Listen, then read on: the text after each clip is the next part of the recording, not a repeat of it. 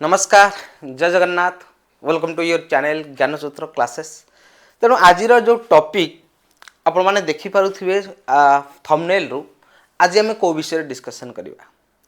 जो एग्जाम पाई जो पोस्ट पाई आम आगुरु दिन राति मेहनत करके पढ़ुथिलु प्रिलिमिनरी एग्जाम देइथिलु।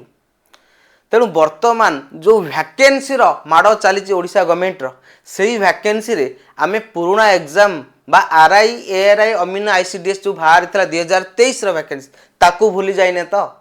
हाँ कहीं ना एते सारा आपनकर वैकेंसी बाहर सीजीएल बाहर सहित सीजीएल स्पेशलिस्ट बाहर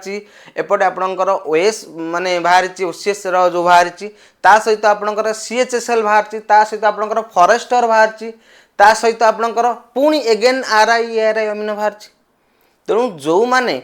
प्रिलिमिनारी एग्जाम देइचंती आउ से माने भल स्कोर कर मन तो जो मानक भल स्कोर कर मन तो प्रश्न थी सर केमिति मेन्स एग्जाम टा माने प्रिलिमिनारी एग्जाम टा रिजल्ट बाहर जीवो आमे से आधार मेन्स पई प्रिपरेशन करिवो। किंतु कोठी ना कोठी ए जो वैकेंसी माडरे आमर प्रिपरेशन लेवल जतिकी चालुथिला सेतिकी कोन सतरे चली। तेणु आज आम वीडियो डिस्कशन करवा तो आमे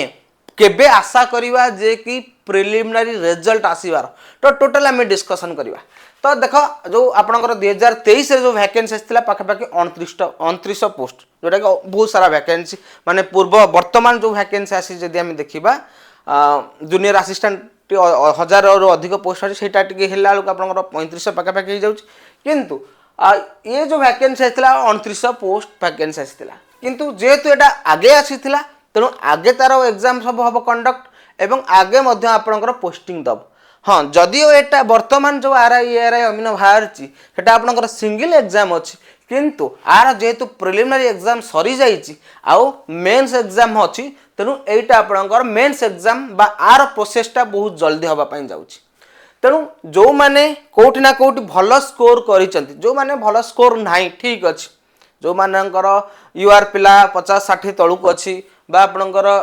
जो एससी एसटी पिला जे 30-40 तलुक कम रखिंट तेणु सी वर्तमान जो वैकेंसी अच्छी तापाई आपणकर एग्जाम प्रिपरेशन पाई हाँ ठीक अच्छे प्रस्तुत है। किंतु जो माने भल स्कोर करिसेंती जो माने 70+60+ स्कोर करिसेंती से माने तो चांस माने बहुत चांसेस अच्छी प्रिलिमिनरी क्लियर हवा। तेणु तांकर प्रिपरेशन से लेवल रो चलुची तो जमती प्रिलिमिनरी मेंस एग्जाम क्लियर करिया पई तेणु सेति पई मु ए वीडियोटा आनिबार उद्देश्य होउची मु पिला को मने पकई देबा पई चाहूची ए वैकेंसी रो भिडर जमती तांकर प्रिपरेशन लेवलटा हैम्पर न हो। तेणु आपणकर जदी जदी देखिबा भल स्कोर रोची भल स्कोर ता पई भी कट वीडियो मु बहुत आगु माने 3-4टा पकई जे कि आपणकर को एग्जाम माने केते मार्क की स्कोर सिक्योर अछंती तापाई भी वीडियो पकई। तेणु जो माने सिक्योर पोजिशन अच्छे जो माने 60+70+ मार्क रखिंट तेणु तांकर एबे प्रिपरेशन आहुरी मेहनत कर आउ जो खबर जना जाउची जे कि आपणकर एग्जाम केबे हवा पाई जाउची एग्जाम आपणकर जो एग्जाम रो रिजल्ट केबे हवा तो वर्तमान में किसी जना पड़े किंतु रिजल्ट केबे आसीबो समस्त मन प्रश्नवाची सृष्टि करछि जे कि एग्जाम रो रिजल्ट आसिले सेना पुणी आपणकर नोटिफिकेशन आसीबो जे मेंस एग्जाम केबे हबो तो जति दूर आपणकर माने आशा करा जाउछि आउ किछि माने एमती भी इंटरनल खबर आसुछि जे आपणकर प्रिलिमिनरी रिजल्ट ए जनवरी मासर 3rd वीक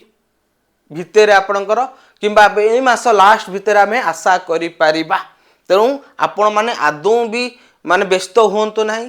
प्रिपरेशन लेवल को सही पर्यंत आहुरी माने स्ट्रांग कर दिंतु ताकि जेमिति कि आपणकर मेंस एग्जाम क्लियर करि परिबे एवं पोस्टिंग मध्ये आपण पाई परिबे। तेणु ये थिला आपणकर शॉर्ट वीडियो केवल आपण मानकर मनोबल वृद्धि करिवा पई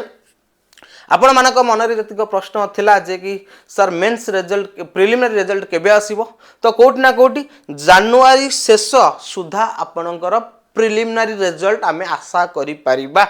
तेणु पाठ पढ़ी चल कहीं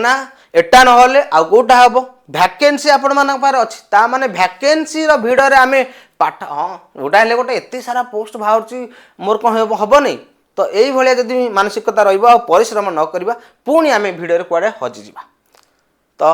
नमस्कार ये थिला आपनकर शॉर्ट वीडियो आशा करछि वीडियोटी भल लागतो जदि वीडियो भल लागछि लाइक शेयर एवं चैनल रे जदि नुआ आछन चैनल को सब्सक्राइब करनियो नमस्कार।